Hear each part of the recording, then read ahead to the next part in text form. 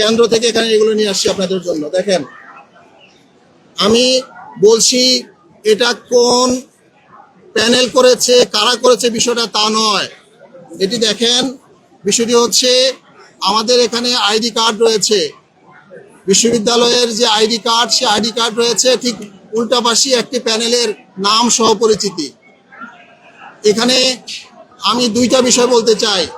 প্রথমত, এই লিস্টটা বিশ্ববিদ্যালয় প্রশাসনের কাছ থেকে বা নির্বাচন কমিশনের কাছ থেকে কিভাবে এই সংশ্লিষ্ট প্রার্থীদের কাছে গেল, এবং সংশ্লিষ্ট প্রার্থীদের কাছে যাওয়ার পরে তারা এই লিস্ট করে কেন্দ্রে ঢুকিয়ে দিয়েছে।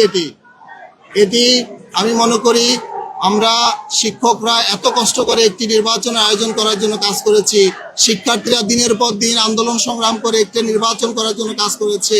সেই জায়গায় কেন্দ্রের মধ্যে এই ধরনের ব্যালট, এই ধরনের সিট যাওয়া, এটা কোনোভাবেই কাম্য নয়।